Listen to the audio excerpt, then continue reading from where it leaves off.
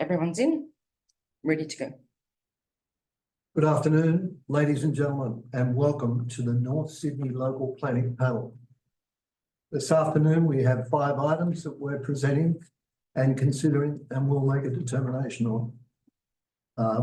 What I would say is that the council recognises the Camaragal people as the traditional owners of this land, and we respect those present, past and future.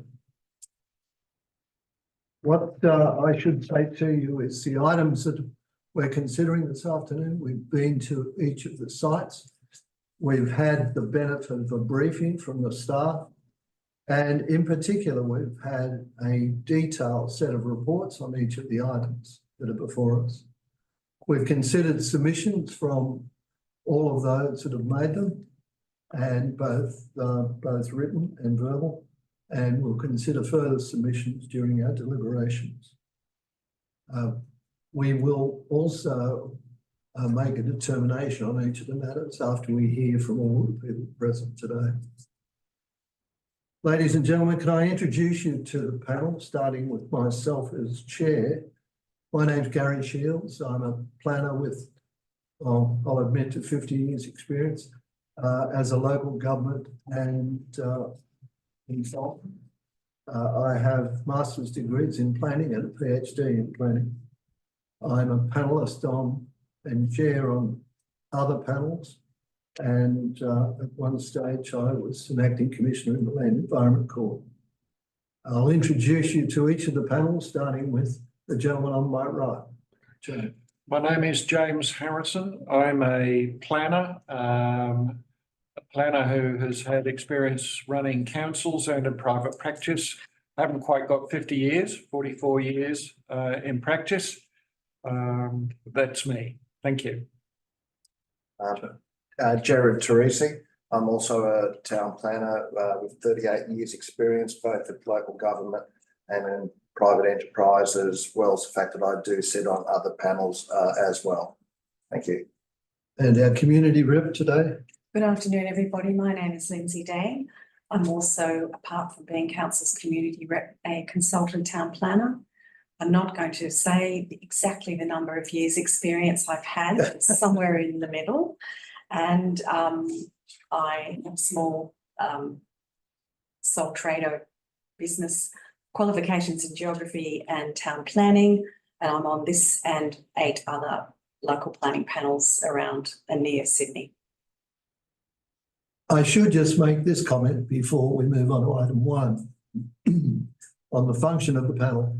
The panel is charged with the responsibility of dealing with applications less than 30 million that in value that have a number of objections in the order of about 10, and or there's an exceedance of the development standard. So they're matters that can't be dealt with by council officers or indeed council, and they come to the panel for determination. We have, as I say, 5 of those today. So I'll go to item 1, and I believe we have 1 speaker on item 1. It's 9 Oak Street, North Sydney, and Rebecca Wood. Are you there, Rebecca? Oh, here we go. I'll let her in now. It's just arrived. Okay. And we do now have Rebecca, do Rebecca. we have you? She might just, oh, here we go. Rebecca, you're on mute. Just made it, Rebecca. You're on mute, yeah. There we are. Rebecca, could you address the panel with what you'd like to say? And if you could keep your comments to 3 minutes, we'd appreciate it greatly. Thank you. Of course. So I read the report and was very pleased to see that the recommendation was approved, to be approved, and that was something that warmed our heart. And we thought that we had really addressed a lot of the issues that we talked about in the pre-application meeting in terms of trying to pull back the scale of it. We reduced it down to a single-story renovation, and we're really trying to keep a lot of the heritage elements, particularly in the front of the house, true to the context of the street. Our only concern was related to the sidewall passage, which is next to that service area. We're just not exactly certain if we're going to be able to practically retain the masonry without requiring to basically retain it and then build pretty much next to it, which will reduce the width allowed for the kitchen that will be in that area. We agree and actually think it's quite a lovely idea to use the kitchen window that was going to be demolished and put it in the bathroom window. Instead of building a new window, but we're just concerned about the practicality also of building the kitchen window, which is of a letterbox design, into the existing masonry, just from a structural point of view as well, that might not actually be possible or meet building compliance or engineering compliance if we were to cut a hole in that 100-year-old masonry. So we're requesting that be reviewed, particularly in light of the fact that it's on the side of the house where it wouldn't necessarily be visible. Thanks, Rebecca. Just stay with us if you would. There might be some questions from the panel. Panelists, do you have some questions for Rebecca? No questions from me, thanks. No questions from me. Yeah, no questions from me either. Thanks, Gary. Or maybe quickly one. We were given two plans this morning, SK 61 and SK 62. One of which shows the letterbox window. Yes. Which shows a traditional double hung sash window. Which is your preference? Our preference is for the letterbox window, but we're not certain we're going to be able to build that if we were to keep the existing sandstone foundation and brickwork. That came about from just a clarification with the conservation planner in terms of there was a bit of confusion with the existing kitchen window where it was to be moved to, because I think the original report said study and what was meant was bathroom. And so there was a question of clarification around which window is being moved and where to. And in that clarification, it came about that the actual letterbox window is not, there's no issue with that. There's a request to retain the actual wall. And so to keep that window would definitely be our preference, because that will enhance the utility of building the kitchen against it and be able to have the bench tops and the stove top underneath and then cabinetry on the top. If we keep the vertical window, it will reduce the amount of storage that we can build within the kitchen. So that style of window is preferred, but having really any window there is going to make it harder. Having a new window there will be hard to construct if we also need to keep the original brickwork and sandstone there. Thank you. Can I ask a question in terms of that?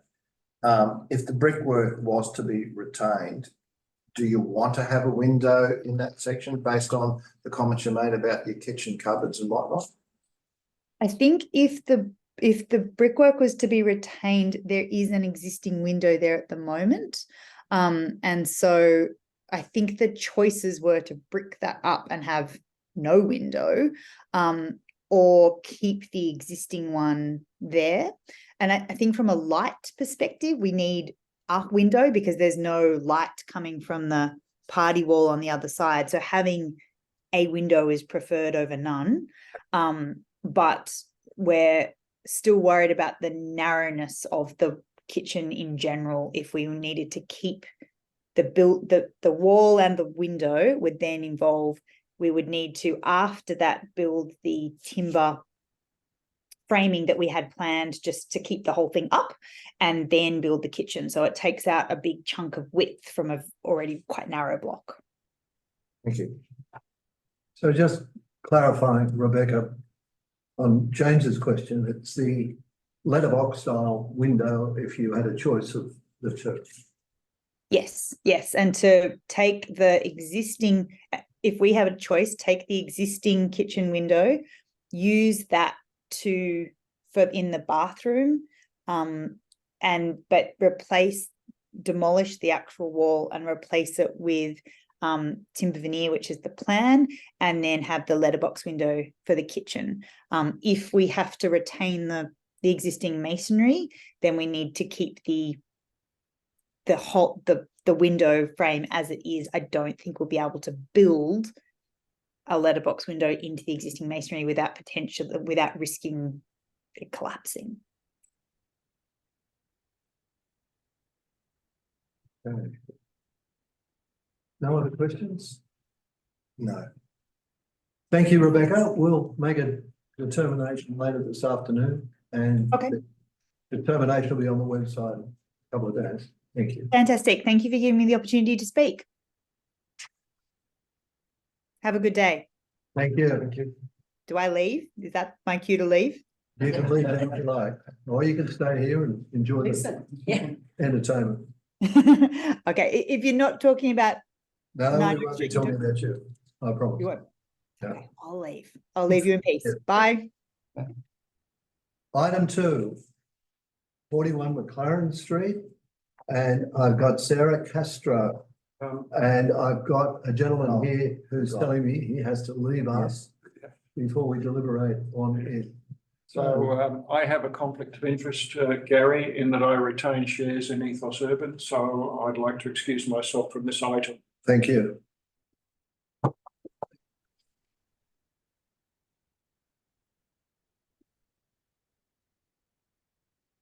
Hi everyone. Sarah, you there?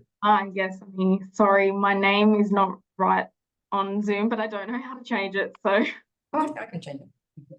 okay, yes, Sarah Castro, my name is, but Sorry, what's your? Sarah Castro. Sarah Castro, yeah, I'll change that. Okay. Oh, there's another name. thank you. Sarah, could you please address the panel and maybe keep your comments to about 3 minutes? That'd be greatly appreciated. Thank you. No worries, thank you. Yeah, so we've read council's report, and I'm very happy to say that it's been recommended for approval and support that decision. So we don't. Not a decision yet, it's just a recommendation. Yep, sorry, support that recommendation. Don't really have anything to add. I think it's all pretty clear in the assessment report, but here to answer any questions or clarify anything from the panel. Okay, thank you. Any questions of the panel? Anyone relating to the reduction or removal of the sunshade from one of the terraces? Wonder what brought that around, and also whether there are any implications for student safety going forward in relation to sun exposure. Yep. So I think it's important to note that a concept proposal and stage 1 application was approved by the Department of Planning, which the reduction of sunshade blades was undertaken by that SSDA. Notwithstanding, I'll give a bit of an explanation. It wasn't so much as a reduction of sunshade. It was more so a replacement of the existing sunshade blades on the existing building as they're dilapidating, falling apart, and actually resulting in an unsafe environment for pedestrians walking in and around the vicinity of the site. So it was one replacement for safety reasons and constructability. And in terms of sun exposure, it still allows a good amount of solar access into the classrooms. We undertook a detailed assessment of that as part of the approved concept proposal and stage 1 application, which found that the students would receive a high level of amenity, particularly in relation to solar access. So, Okay, thanks. Any other questions of Sarah? No. Thank you, Sarah. We'll make a determination later this afternoon. thank you. The results very from the council's website. Thank you. Thanks very much. Thank you. Item 3. And I understand we have a few submitters here. Who do we have there? Do we have So Jamie? James? No? James Phillips? James Phillips. James? Can you wave your ears or something? Huh? James, are you there? You're on mute. Ah, right, there you are. Here, thank you. Had your face turned off. And we've also got. And we've got Alice Fuller. Yes. Alice is observing. Alice, thanks for observing. Now, James, are you running this show? No, I think Jay from Corbin Architects Jay is. Medell. Okay. Yep. And you'll be making a separate submission or just adding? No, I'm here to answer questions really, on the basis that the panel may have some questions. Right, okay. So Jay, would you like to address the panel, please, for 3 minutes? We need to get Let us know what you. fourth member back. Yes, Yes. sorry, Oh, yeah. sorry about that. Okay. We don't really have anything to add. We note that the magnolia tree on the road verge was addressed at the site inspection this morning. And that its removal and replacement will facilitate a more efficient manner of goods loading and unloading, reducing traffic and so forth. So we appreciate that and apologise for the late notice getting that through just the other day. So thank you for that consideration. But apart from that, we support Robin's report and we're happy to answer any questions that you might have. Okay. Thank you for being so succinct. Panel, do you have any questions? None from me, thanks. None from me. None from me either.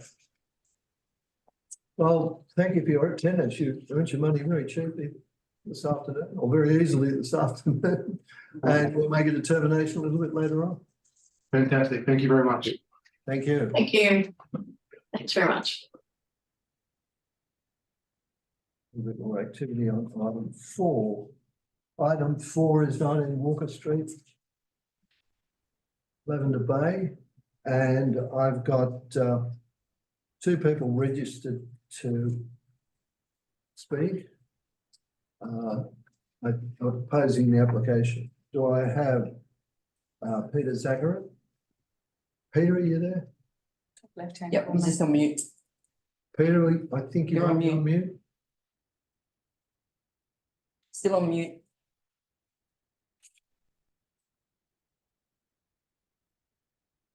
Peter, can you Yeah, hear me? still on mute.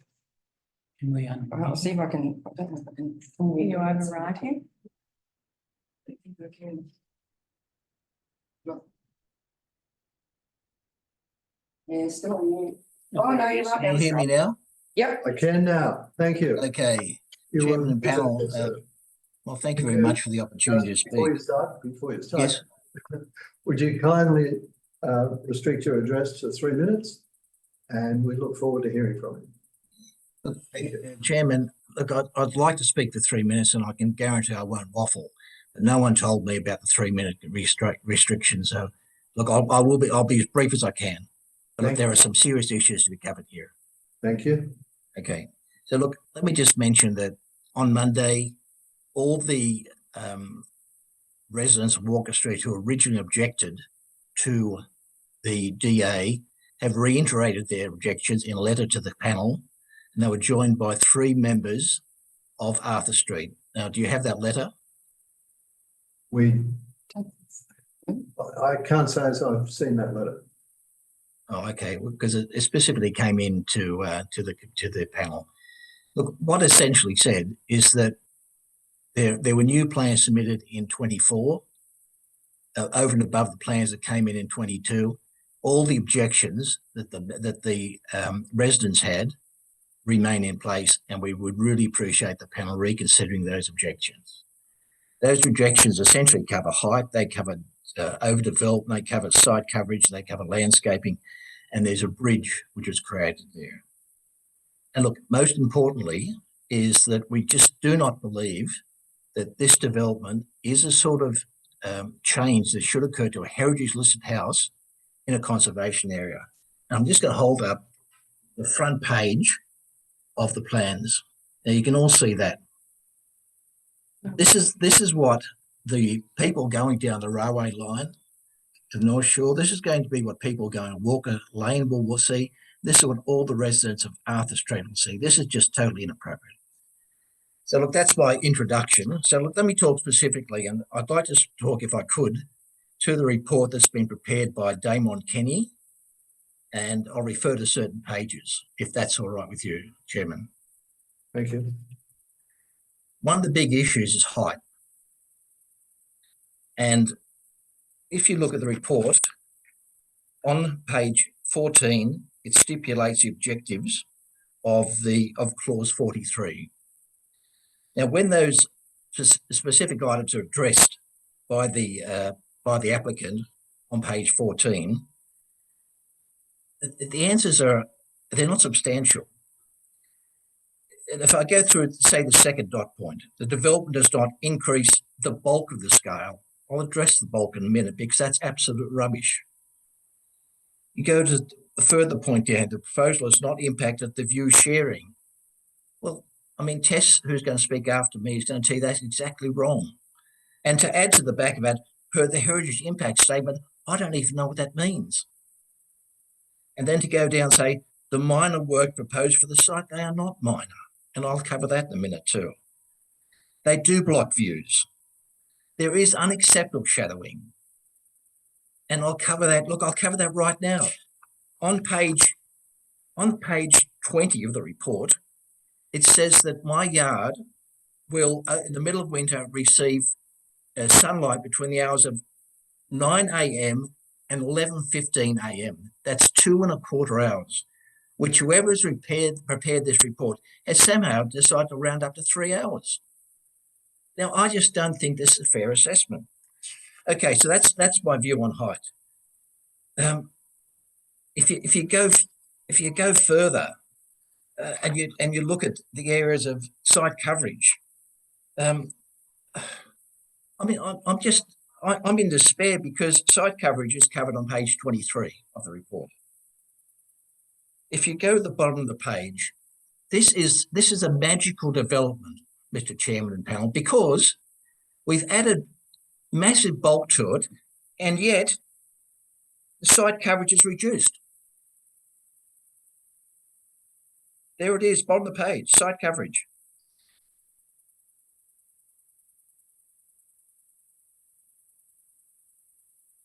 Can anyone explain that third paragraph to me? So The current site coverage is 165.6, however, will be reduced to 154. can you just conclude your submission? So we'll take your comments on board when we Yes. do. Look, Mr. Chairman, this is tongue in cheek because it's wrong. I mean, if we look at the plans which have been submitted, I'll hold them up. Page 2, it clearly says that the site coverage will go up. It'll go up by 10% on what it is today. If you look at the unbuilt area, it'll go down by 65%. And if you apply a simple ruler to the building and say the building is currently X meters, with the addition, it'll go up 25%. That is substantial. So I'm in effect, putting you on notice that what is said in this report is not correct. As far as landscaping goes, I won't harp on it, but I'll just, I'll let you, when you're going through the report, just be aware that whatever the resident said he will do, you saw the state of the garden today. I will guarantee you those plants will go in and there will not be 1 ounce of maintenance ever. So unless these plants are cactuses and can support themselves, there will be no gardening, no watering, no nothing. The last thing I just want to cover before I reach my conclusions is there are two things there's one thing that specifically affects me, which is the so-called bridge. They're putting a bridge on the low side of the structure going between the house and the garage. If I sit in my backyard, and I wish you would have come to see my backyard because I made the offer, I wish you would have seen it because I would be sitting there and there would be people walking above my fence line. And this is the fence above that fence line. And there is no privacy in the situation. There's no privacy, there's no security. Peter, can you wind up there, please? Yes. All right. Look, I'll just mention one more thing. There's a front balcony which has been proposed. I pointed out in my original submission that it's supposed to go behind a parapet, and that's the plan. No one has done any calculation on how high that parapet is. I've been on scaffolding above that, and I will guarantee you it's not 1.2 metres. Okay, I'll reach a conclusion, Mr. Chairman. You obviously want me to. The report that has been prepared, the planning panel, I believe, is biased. There are unsubstantiated conclusions, and I'll give you several examples. There are wrong items, such as I pointed out on site coverage. The pictures taken, and I'd like to, maybe Tess will talk to this in a minute. You see Tess's window, and it says that 3/4 has been lost to the construction next door, but the bit that's remaining, they left the harbour bridge in there. They talk about overshadowing, they rounded up to 3 rather than 2, go down to 2. They use words like minor, generally consistent. But these are weasel words, they are not substantiated. And there are, as I pointed out, the errors. There's no transparency. When they talk about the fact that they have consulted the council consultant planner regarding the heritage, they Can you wind up there? put in a statement saying what the building is. There was no question that was asked of them. Is the change appropriate? This is on page 8 and 9, in case you're looking. They just restate what the building is. They don't say, look, the change is okay. That's fine by me. So again, Peter, can you wind yes, up? I am winding up. I'll be up to the last item. I just want to say 2 things, and this is the final 2 things. Regarding the breach of the standards and the 4.6, there was no consideration giving of site coverage because it was not calculated that there were any issues on site coverage. But look, when somebody does breach the vary the building standards, I think the onus of proof is on the Peter, I'm sorry, proponent you're of that winding change. up. You're starting again. Can you conclude, please? I'm sorry? Would you please conclude? I am concluding. The onus of proof is on the proponent of that change, not the poor people like us who are just sitting there taking it, the silent parties. You buy a house, you can expect that the standards that council have will protect you. I don't think they're doing that. That's where I am. Thank you. And sorry I'm so passionate. I am passionate about this. You're entitled to be passionate. Yeah. I hope I wasn't rude. No, you weren't. You certainly. Okay, thank you, Chairman. You're just a bit wayward with your time, but you weren't rude. Teresa, are you there? I am indeed. Well, we can't see you at this stage.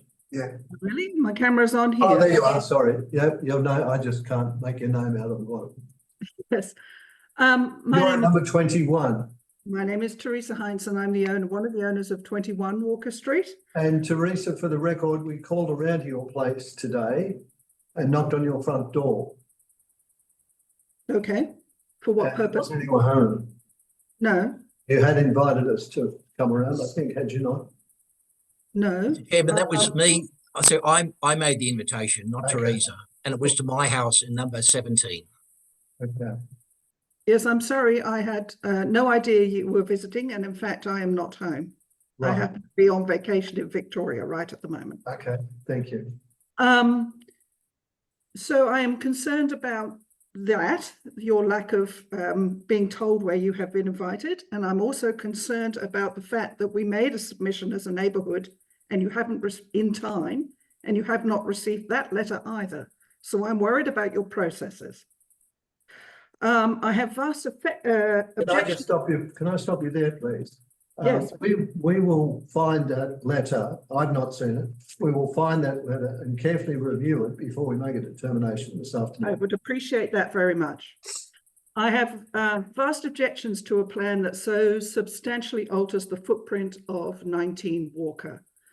Your page 14 of the report indicates that it's minor works proposed to the site that do not result in a reduction of views, and it will not result in any additional unacceptable overshadowing. And I would claim these changes are not minor and there is unacceptable overshadowing.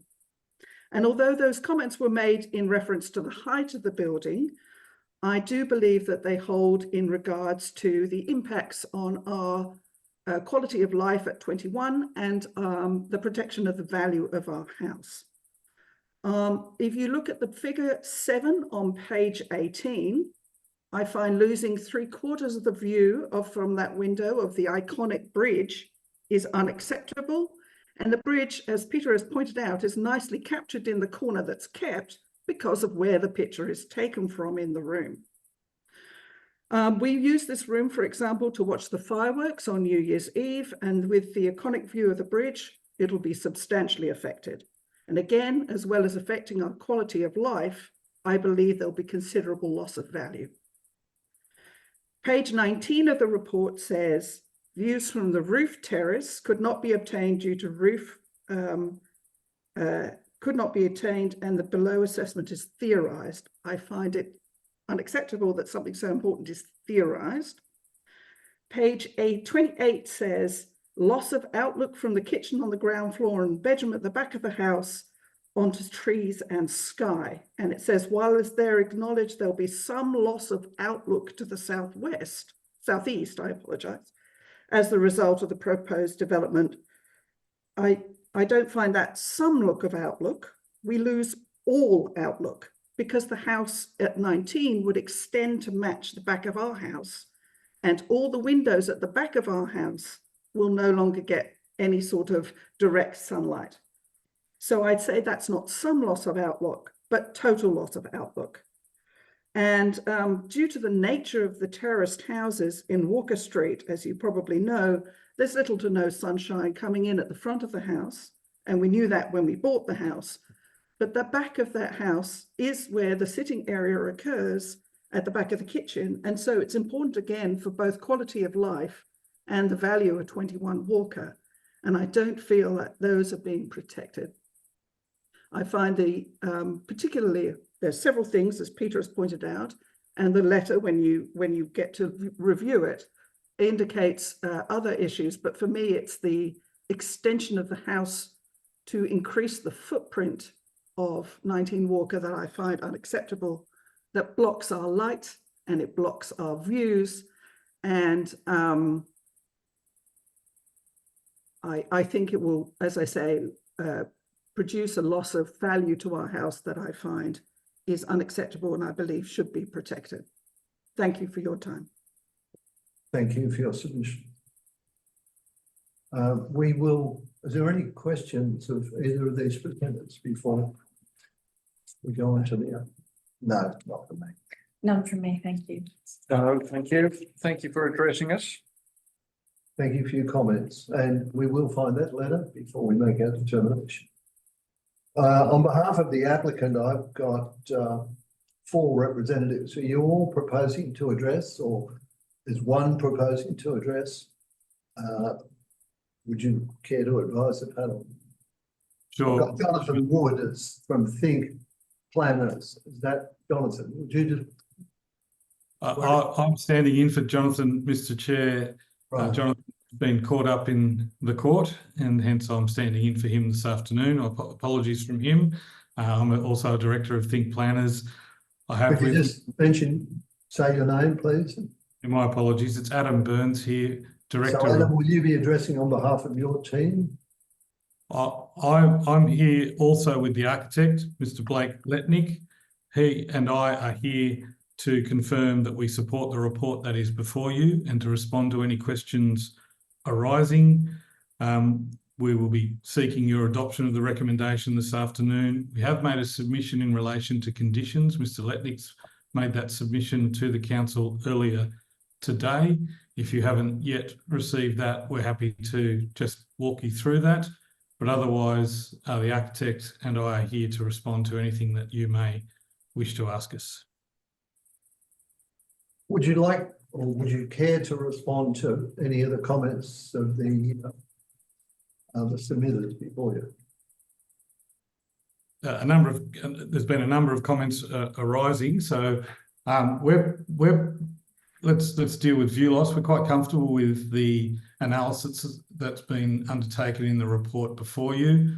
We are particularly mindful of the planning principle that relates to how you assess views. We're mindful of and agree with the analysis in the report that identifies, yes, where there are iconic views, but particularly what rooms those views are taken from and where there is, which are not main living rooms, and also noting that a number of views are retained. We have amended the plans through the process that's led to a reduction in, an increase in the rear setback, not a reduction, an increase in the rear setback, which means that the rear projects as far as the adjoining neighbour to the north. There's been an array of matters that have been discussed this afternoon by the objectors. We think the report skillfully deals with those issues, but we're here to respond to any further questions. Just bear with us for a few moments. Does the panel have any questions of the applicant's representatives? I've got a couple of questions, just in terms of the issues which were raised by the objectors. In terms of the issue of height, obviously there is a breach in the height control. I guess the issue is that has there been an evaluation made in terms of a comparison between what would be a compliant element and what is being proposed as to what material impact there is in terms of a difference? A difference in respect to the proposal, or a different proposal versus a compliant development? Because as you would be aware, one of the planning principles when you do view analysis is to understand if there is a breach in the controls, what is the consequence of those breaches? Yeah, so the variation is a 2.2 metre variation. It's less than the existing roof line.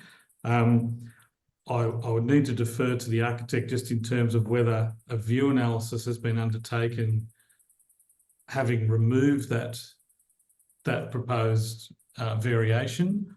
I'm not aware of one, but Blake, are you? Yeah, I'll jump in. So it's sorry, yeah, I think I'm on mute. So it is, sorry, just to introduce myself, Blake Letnick of Blake Letnick Architects. And there is, due to the descending order of scale, which we tried to sort of replicate towards the rear of the building line, it's quite minimal in terms of additional overshadowing as a result of any non-compliant, any breaches of that height limit. It's, I guess, the impacts primarily associated with the upper level windows of the property to the south, facing the side boundary. And it is, as you can tell from that imagery, it is quite minimal in terms of additional overshadowing. So yeah, I'd say we weren't requested and we haven't completed a direct comparison of that, but I think it's quite evident in the diagram submitted.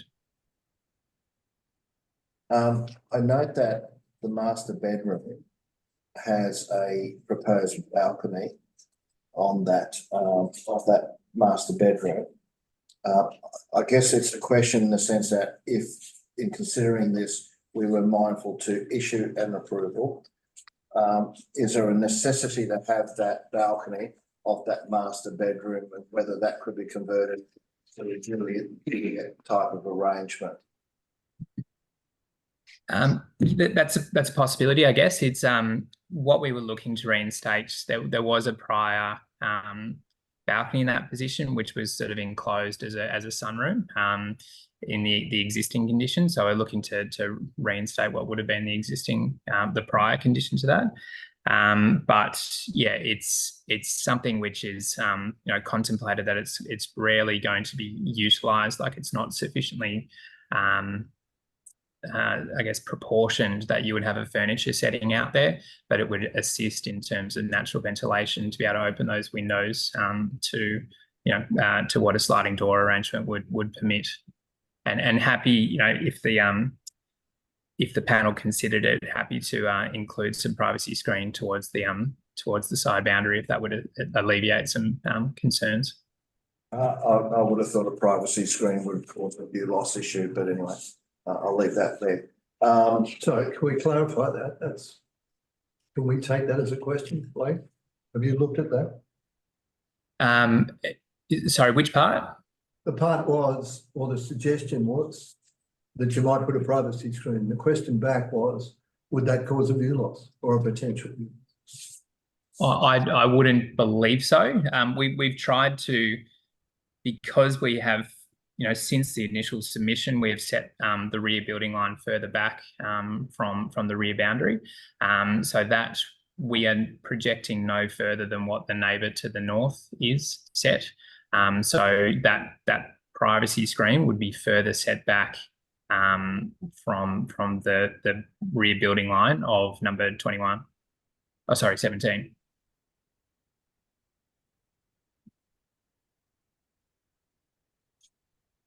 Yeah, look, the other comment I want to ask or get you to clarify is being on site and looking at your terrace above your garage and that bridge which is coming across, and looking at the plans. Have you got any comments? I know a comment was made by number 17 about concerns about privacy. That was something certainly I noted myself looking at the site.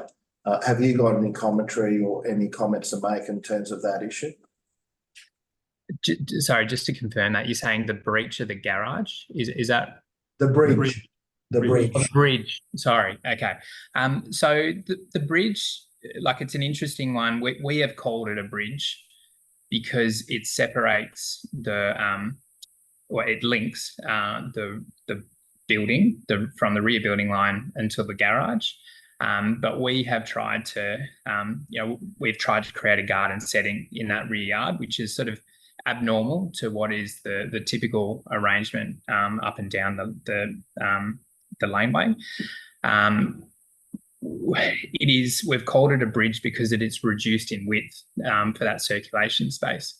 But the common arrangement up and down that laneway is for full width entertainment spaces and I guess where people are free to circulate as they wish. So whilst it's called a bridge and that might raise some concerns of overlooking, I think it's no different to the typical arrangement of full width use of those spaces.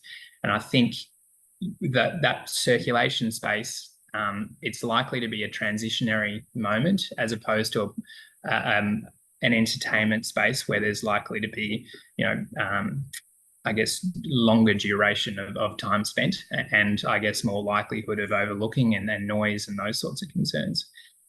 We have taken on board council's assessing planners' concerns in regards to the bridge, and we've further set that back from the side boundary so that we are fully compliant with that with the side boundary setback. Just taking that to the next step, how would you go and access through there if the bridge wasn't approved? How would you access the garage rooftop?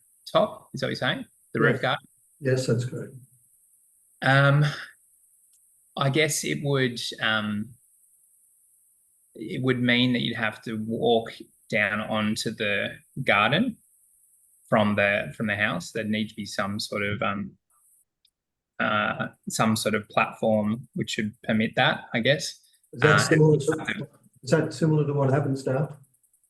No, so currently you walk down onto the terrace itself, like the ground floor terrace, and then you walk back up. So that would be a bit different, but the bridge is also serving another purpose in terms of providing a degree of coverage to enter from the garage. So, and the clients are, so part of the concern with this, through this development, and part of the drivers to proceed with the project is the clients, you know, have had health issues, and this is seeking to provide additional amenity and disability access. So yeah, we've got a ramp going up to the rear door from the garage, and then we've got a stair lift kind of connecting up to the ground floor living spaces. Mr. Chairman, could I ask a question? Is it appropriate for me to ask a question? No, or it's not, do I sir. need to be quiet? I'll give you a chance to make a final comment. Thank you, Chairman. but No, it's just a not question. this, and I don't want you quizzing or cross-examining. Absolutely. Sorry. Blake, can I just ask you another question? You made a comment before that the balconies are occupying a similar space to the rear profile of the building. Could you explain that for us? I thought you said that. I might have misheard. Yeah, so there's an existing deck. I'll just finish the question. Okay. And I notice on the drawings there's a dotted red line that's showing as though there's an existing built form. Is that question that I asked correct, or did I misinterpret your answer before? So there's an existing lightweight timber deck structure on the ground floor of the existing dwelling. And then there's above that, there's a first floor sunroom, which it was a balcony, which was later enclosed, you know, with glazing. But it's read as to be separate to the structure proper, as a clearly sort of like a lean-to roof essentially over the top of that sunroom. So we were looking to give a considered form to that rear building alignment. We chose something which adopted council and council's heritage team's assessment in terms of a descending order of scale to that rear terrace form. So we've got we utilise the internal space of the ground floor, stepping forward and including the balcony above that on the first floor. And then we've also descended in the other direction, coming away from the side boundary on that first floor form. If I'm not mistaken, isn't that sunroom / enclosed balcony on the first floor further back to where it's proposed now? Isn't that where you've got? That's right. Yes. Any other questions of the applicant's representatives? I've just got one. Shown on the architectural plans between the walkway and the boundary with number 17, there is a notation for dense planting. What is that intended to be, and what height is that intended to achieve in terms of its relationship to the walkway and privacy that's been raised by the occupier of number 17? I think it's in the interest of both properties that we mitigate overlooking. So the owners are very willing to for that to be, I guess, exactly that description in terms of dense planting, which would permit the screening. There's also it's intended that screening would be complemented by the screening on the adjoining neighbours' side as the existing screening, which is already on the adjoining neighbours' side. But in terms of a height, we would be looking at, coming up to at least sort of 2 metres above the bridge level, so that we're, sort of mitigating the potential for overlooking from that bridge. Thank you. Thank you. Just one more question. Sorry, on this issue with these stairs and this walkway. I mean, clearly you have a set of stairs which are going from that level down to the walkway to access that roof terrace. You're saying that it has a dual purpose insofar as it's providing coverage from the garage to the ground level.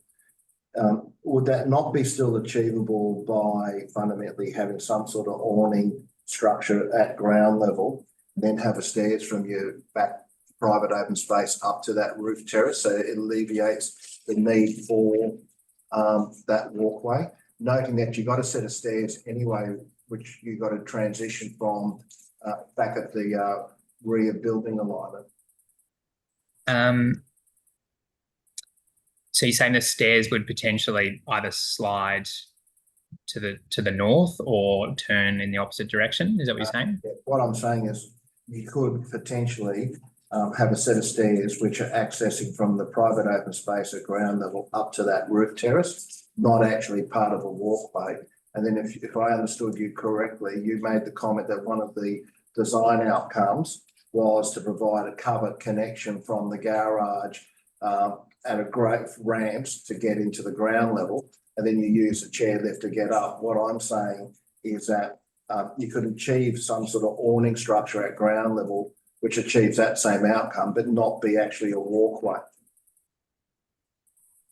I guess that is possible. I think it would also potentially have adverse impacts on the level, like the lower ground floor spaces of the that are proposed. So that stair, if it were to move in its location, would essentially be blocking access to natural light in the sort of more central spaces of that room. So that would be one of the primary reasons. And I guess, yeah, yes, the awning could be there, but in effect, that would be at a similar height. And so, you know, to maintain head clearance to the spaces below. So I think it appeared to us as this is a better design outcome, as in we're utilising the same piece of structure for this purpose, and it's serving multiple roles, multiple functions. I've got one thing to add, Mr. Teresi, if that's okay. Just, I guess the character of the dwellings adjacent is such that those rear private open spaces are elevated in their hardscape. What we've sought to do is obviously still provide an elevated connection, but in fact to have that softscape space at the lower ground level. So in many ways, we are ensuring those benefits are provided with the softscape private courtyard area, and we're not seeking to necessarily replicate the elevated hardscape that is really the character along that part of the street. And so the small movement space, the bridge, we think is consistent with what's happening on adjoining sites. Understand your question fully, understand why you would ask that, but we don't think it's objectionable or out of character. Last chance of the panel to ask any other questions of the applicants' representatives. None from me, thanks. Peter, this is totally and completely outside protocol, but I will allow you a very brief comment. Okay, look, it's going to be specific, just going to be on the bridge. Chairman, if this bridge goes through, and I understand that it's now to also shelter access from people come from the garage going to the house at ground level. The garage will be roofed up to about it's currently 2.2, it's going to go to 2.8. The ground level there is about 2.5. You need another 2 metres of coverage, as we've been told. What plant could possibly grow to 4.5 metres in that narrow space between the walkway and the fence and have no light?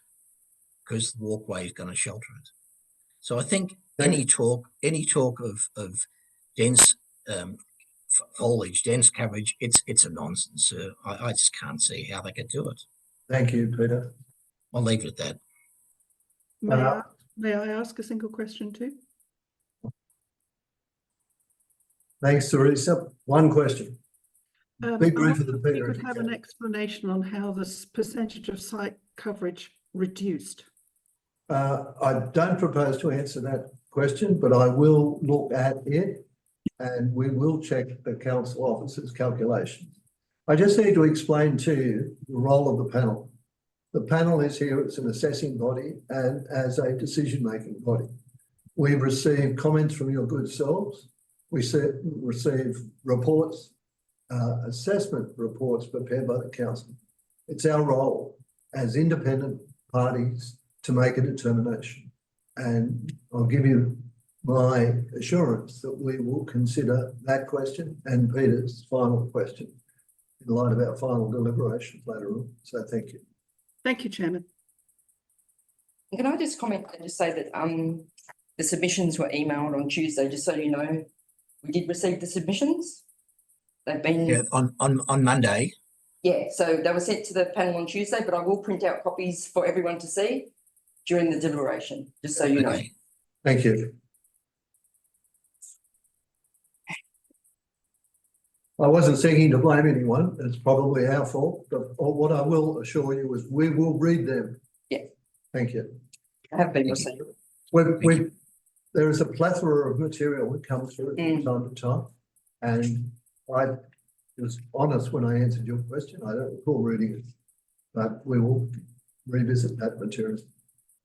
So thank you again, and we'll make a determination. Thank you. I've got one further item, which is item 5, and I've only got an observer on item 5, and that observer is Chris Lane. Chris, you there? Yep. Yes, I'm here. I'm not sure that there's going to be any debate on that particular item, but seeing you're here, I'll ask the panel if they have any questions of you. Anyone have any questions? No, Mr. Chris Lane. Sorry, is Chris the applicant? Are you the applicant or the? Yes, I'm one of the joint owners of the property. Adjoining owners. The owner. He's the owner, Joint owners of one of the owners here. Chris, we'll make a determination shortly. Great. Thank you very much. We'll let you know. Thank you. That's the Will, end of the meeting. What's the time? the time is 2 minutes to 3 or 2:58. 2:58.